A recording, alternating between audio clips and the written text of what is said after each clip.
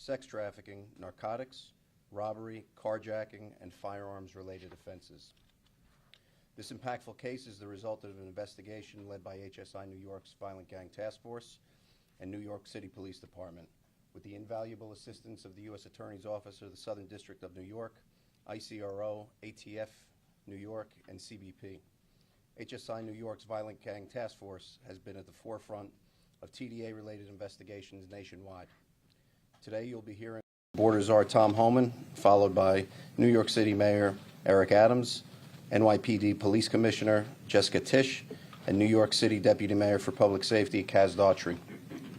We are also joined today by HSI New York Deputy Special Agent in Charge James Manning, who oversees the National Security and Public Safety Division. We will not be taking questions related to this specific investigation due to its ongoing nature. However, Mr. Homan will remain after the formal press conference to take any policy-related questions. Now I'm honored to welcome Board Czar Tom Homan to the podium to speak more about the significant milestone in HSI's ongoing efforts to combat transnational criminal organizations, specifically TDA. All right, so 27 TDA charged, 21 in custody, looking for 6 others who are on the run. Every member of TDA should be on the run because the Trump administration is committed to removing every single member of TDA MS-13 from this country.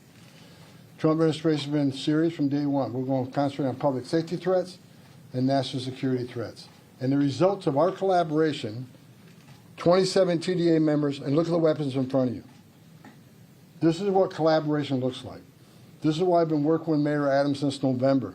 I never asked the city, NYPD, to be immigration officers. I asked them to work with us on significant public safety threats and national security threats, and that's what we're committed to doing. I was a little disappointed yesterday to read that there's a lawsuit holding up our Rikers Island memorandum of understanding, which lets federal agents in Rikers Island to do more of what you see in front of you. Identifying terrorists, TDA members, MS-13 members are in custody of Rikers Island. When they're done, they'll hand over to ICE, and we do more of the investigation, prosecution, and removal of these dangerous gangs. I hope the people who follow the lawsuit sees this press conference today. What you see today is a result of collaboration between local and federal law enforcement. I'm thankful to NYPD for helping this investigation. HSI, you've done an outstanding job. U.S. Marshals involved. This is what law enforcement is about. This is the result you get when cops work with cops. Bottom line, I think the judges, hopefully the judges watching, the judges hearing this lawsuit, that collaboration works. It keeps the city of New York safer. No one can argue. I don't care what side of the political spectrum you're on. No one can argue what happened here in the last several months that resulted in 27 TDA being indicted. No one can argue that doesn't make the streets of New York safer. My home state.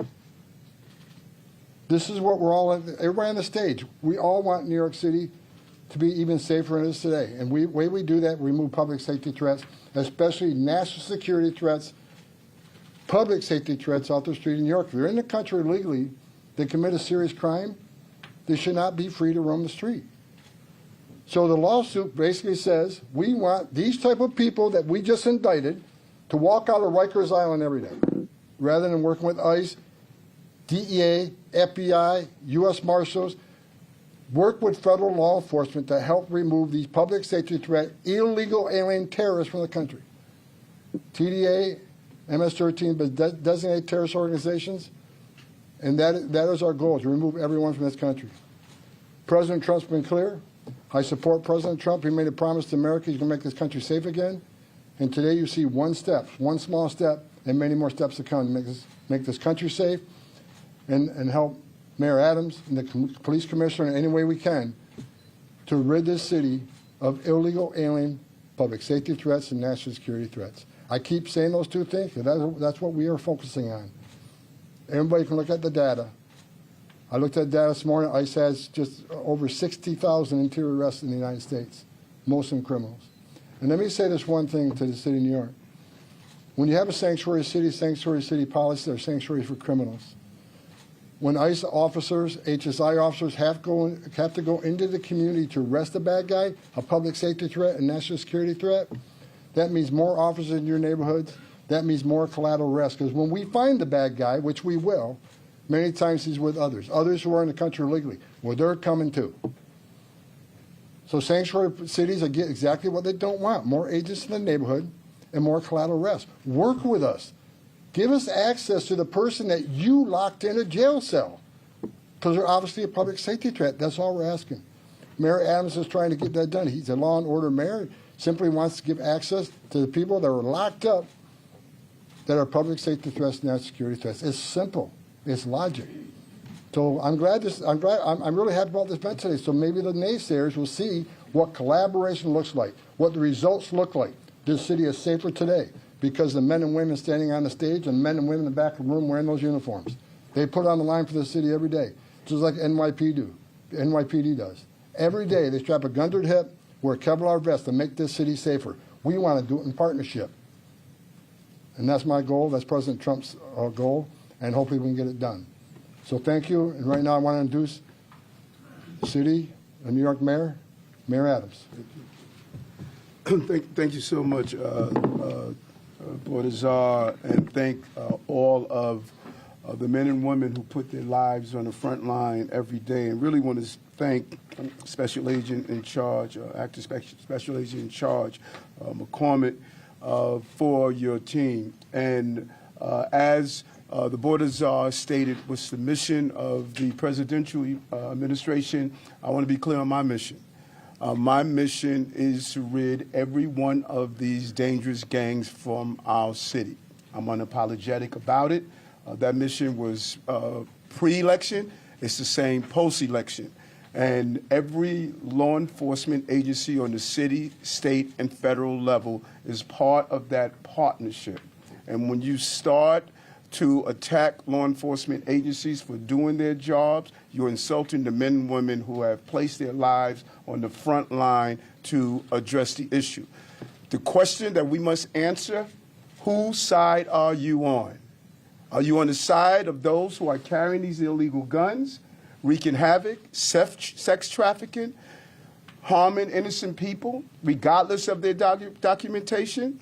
Or you're on the side of hard-working New Yorkers and Americans? I'm clear on which side I'm on.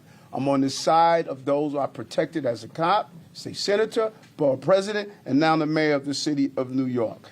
That's the side I'm on, and I'm clear on it. And I'm not apologizing for going after those who carry these illegal guns, wreaking havoc on communities.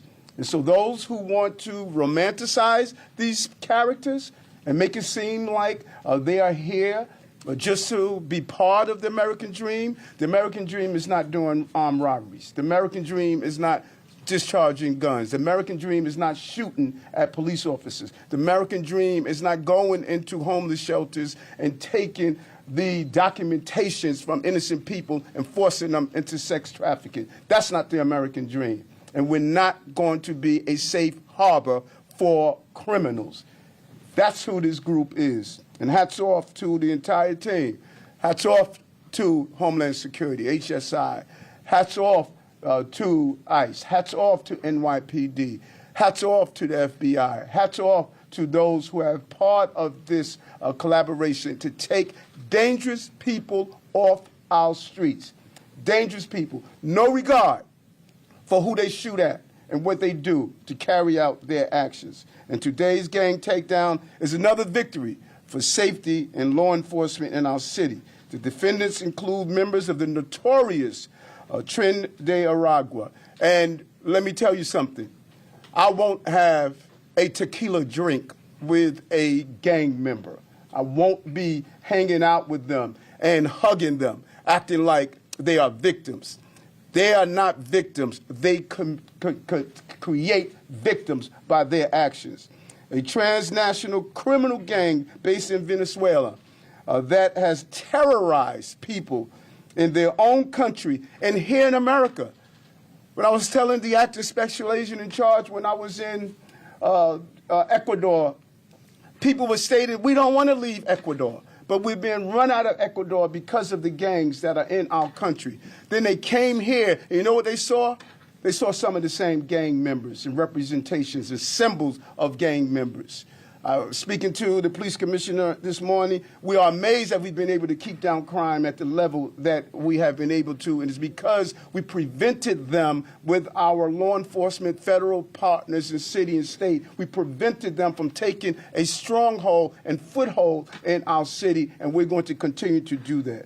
And as a former police officer, I was horrified and I was disgusted on January 27, 2024, when police officers, 2 NYP police officers, were attacked in Times Square. That was a symbol of a total disregard for the law enforcement community of this country, not only of this city. The senseless assault on our officers kick-started the investigation we are talking about today. When I spoke with Chief Shell and Deputy Mayor Daughtry, who was an assistant commissioner at the time, I said, this can't happen in our city, and we need to find everyone that's responsible for it. Because if you attack the symbol of public safety, a man or woman who's wearing that police uniform, you're attacking the stability of our country. And I said, find them and send a strong message. And today, we found them, and we brought them to justice in the process. But this is just not about one incident. These gang members were trained to shoot and kill cops, trained to shoot and kill cops. But it's more than their training. They carried out the actions. We saw in the 115th precinct on June 3rd, 2024, one officer was shot in his bulletproof vest and the other in the leg. He was already indicted. The shooter was already indicted for that shooting in Queens County and now faces additional federal charge. The 27 people in these incidents, these indictments are accused of unbelievable criminal behavior, and they have been charged with firearm offenses, racketeering conspiracy, sex trafficking conspiracy, alien importation conspiracy, and drug trafficking conspiracy. They were forcing women into sex trafficking, forcing them into sex trafficking. Thanks to this hard work of the NYPD, HSI, Violent Gang Task Force, and other federal partners, Tren de Aragua has never had a chance to take a foothold in this city. And because we have secured our border, we're seeing less come in with illegal activities into our city. The numbers don't lie, folks. The numbers don't lie. I know the side that I'm on. And each and every time they attempt to establish a presence in our city, we have taken them down. And we will continue to fight violent transnational crimes with the full force of the law. And in 2025 alone, we have taken down 5 long-term cases related to Tren de Aragua with 42 case subjects and more than 100 guns. This is just an example of what we were able to accomplish. In this specific indictment we are discussing today, case subjects are in custody, finally unable to do any more harm to our city and our nation. Now it's time to keep them incarcerated and not the revolving door system that we've witnessed, allowing them to come out over and over again, inflicting violence on our communities. Law enforcement is doing its job. That's one part of the criminal justice apparatus. The other aspects of the criminal justice apparatus, they must do their job, keep dangerous people off our streets after we take them off our streets. This case resulted in the seizure of 30 guns, just some more of the 1,600 illegal guns we removed off our street, more than 21 this year alone, and more than 21,400 since the beginning of our administration. As we have seen time and time again, violent criminals carrying illegal guns around New York City, they don't hesitate to use them, and oftentimes they're innocent people who are the victims of these shootings. Even during the day, with children are mere feet away from them, you see the continuation of the display of a total disregard for public safety on our street. Public safety has been our administration's top priority, and it's good to have partners in the federal agencies who are joining us in this priority on how important it is to keep our city safe. Because when we have broken down silos in intense and close collaboration with our law enforcement partners, it's the best way to rid the streets of the violent gangs. Our strategy continues to work. The first 3 months of this quarter, we witnessed the least amount of shootings in the recorded history of this city. And it's because we're taking dangerous people off the street like here. Breaking, shooting, and homicide rates, making our city safe for 5 straight quarters of crime reduction is no accident. It is smart policing. And this is the results of leadership, strategy, and the hard work of our entire administration. We remain the safest big city in America because of that, as well as a haven for hard-working immigrants and their families who deserve safety and justice in this community. And I always say, we enforce criminal and immigration laws because that's what we will do. As Tom indicated, he's never asked the NYPD to enforce civil immigration. He asked them to be partners in dealing with the criminal investigation, and that is what we will continue to do. And today's takedown is a perfect example of why this is so important. These gangs prey on all kinds of victims, including immigrants. Who have often fled gang violence to seek safety for their families here in the U.S. We will not tolerate violent criminals wreaking havoc in our city no matter where you are from. And we will protect law-abiding New Yorkers no matter what. And I think what Tom stated is really going over the head of so many. He stated, let's go where the criminals are. If we are saying over and over again, you don't want ICE in schools, churches, you don't want ICE in places of employment and other areas, then collaborate to go where the criminals are.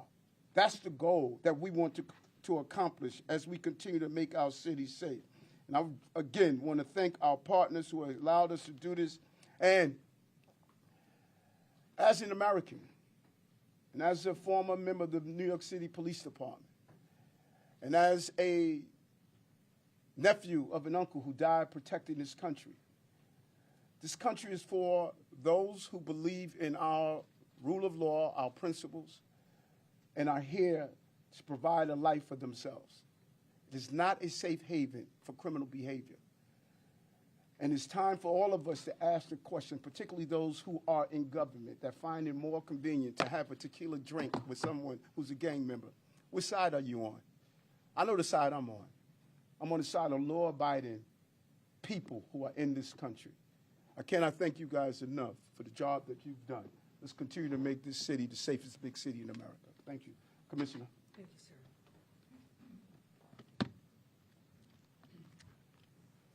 Good afternoon.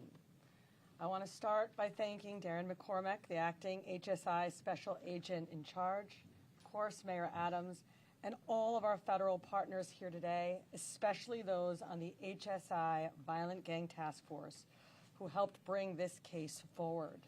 And of course, to our Chief of Detectives, Joe Kenny, and lead detective from our team, Gabriel Echeverria.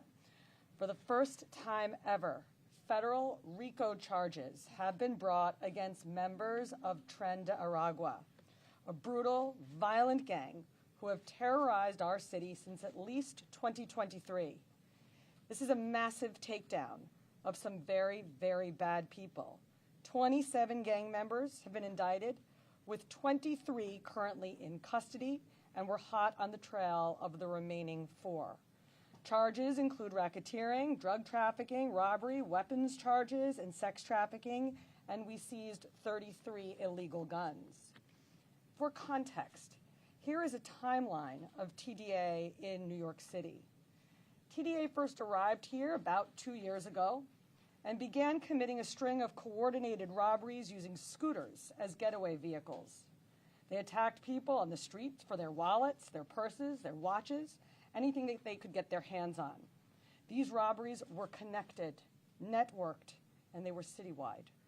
And they were committed by ghost perps, newly arrived to our city from the southern border, no criminal history in New York, no pictures, no DNA, no fingerprints in the system, and no permanent address.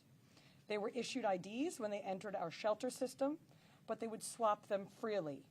So when they finally got arrested and went before a judge, no matter how brutal the robbery they committed was, their lack of criminal history, combined with New York State's bail laws, meant that they were released, free to continue their violent spree. But our officers on the HSI Violent Gang Task Force kept after them, and we doubled the task force's numbers. TDA had their full attention. Then, as the mayor mentioned, on January 27th, 2024, outside of a migrant shelter in Times Square, multiple TDA members viciously attacked two of our cops right in the middle of the street. 12 were arrested in connection with that attack, and we kept working. And then in June of 2024, while attempting to make an arrest of this robbery pattern in the 115 precinct, two of our officers were shot by one of these fleeing suspects. Our cops, thank God, survived and were able to take the perp into custody, but it just showed the lengths that these criminals would go to avoid justice. These are killers who are trained to shoot cops and anyone else who stands in the way of their criminal enterprise. But they are no match for the New York City Police Department. This investigation uncovered, and the indictments unsealed yesterday described, a widespread violent network responsible for multiple shootings, home invasions, carjackings, and sex trafficking. They targeted vulnerable women from Venezuela, forcing them into sex work and threatening to kill their families if they didn't comply. These are depraved criminals, trafficking in people, in guns, in drugs, and in fear, and with absolutely no regard for human life. Investigators executed arrest warrants in multiple precincts, including one that brought in a national fugitive. This individual was wanted for a violent gang-led takeover of an apartment complex in Aurora, Colorado. The picture of him holding a rifle, terrorizing the people in those apartments, went viral. That same weapon was recovered in the Bronx in November when we arrested multiple suspects from Aurora with 3 assault rifles, 2 handguns, and 330 rounds of ammunition. And this case wasn't limited to one fugitive or one faction. Some of those arrested were members of Anti-Tren, a splinter group of former TDA members who broke off but kept the same violent playbook. Of course, our criminal group database was an important tool used to understand associations and rivalries throughout this investigation. It helped connect key players, identify patterns, and build the broader conspiracy case that you're seeing today. And of the 27 gang members we're indicting in this case, every single one of them was in the criminal group database. It's how precision policing gets done. And it's another reminder of just how dangerous and irrational the City Council's calls to abolish this tool really are. Tren de Aragua came to New York City to build something, but they never got the chance. Every time they surfaced, the NYPD and our federal partners were there, shutting them down. This year alone, we have taken down 5 major cases tied to TDA and seized 108 illegal guns from 42 individuals. Since 2023, we've made 412 arrests, 118 for robbery, 5 for murder. So, to the investigators, the detectives, the federal agents who worked this case all back there, thank you. You saved lives. It prevented the next shooting, the next robbery, the next murder, and it made our city and our nation safer.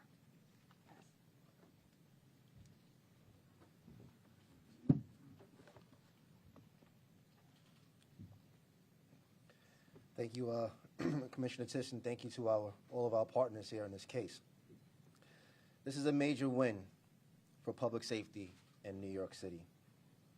And it didn't happen by accident. It happened because we worked together across all levels of government to dismantle this violent and dangerous organization and stop them from preying on communities. We are one team with one mission, and that is keeping people safe. Tren de Aragua is not just another gang. It is a terrorist organization, a criminal enterprise known for brutal violence, human trafficking, drug dealing, and terrorizing communities.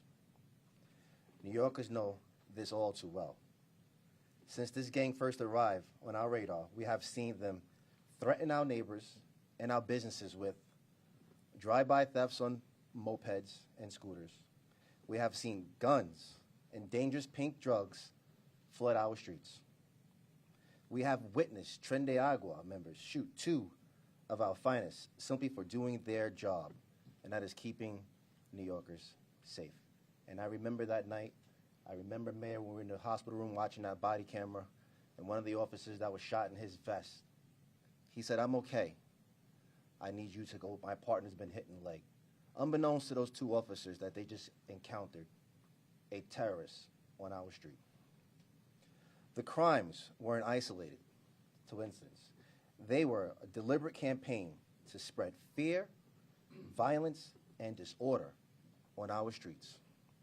New Yorkers deserve better than that, to live in fear on our streets.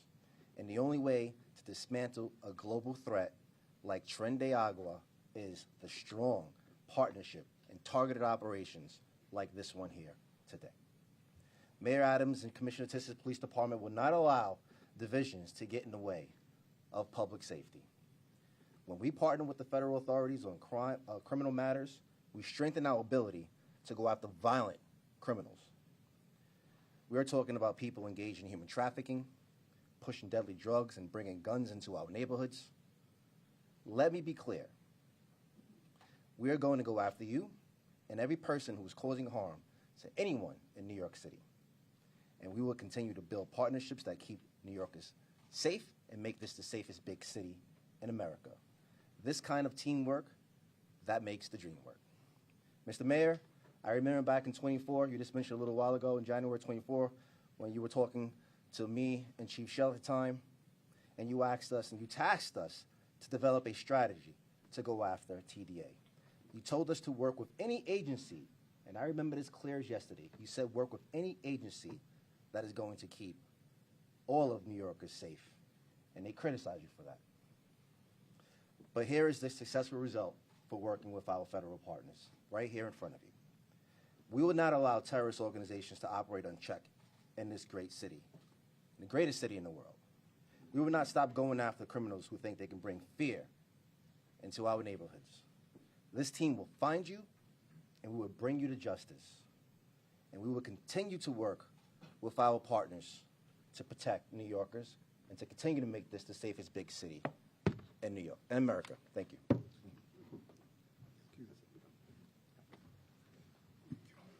Thank you. That concludes the press conference. I want to thank our partners and thank all of you for joining us today to celebrate and highlight the collaboration between HSI and NYPD and the rest of the federal, state, and local partners. Mr. Holman's going to stick around for a few minutes to answer any policy-related questions. Mr. Hogan, Shimon Lopez from CNN.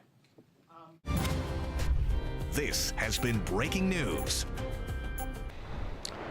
Back to beautiful weather here for April. Your Earth Day looks great. We got increasing sunshine and very, very warm temperatures. Temperatures that might remind you more of a June feel.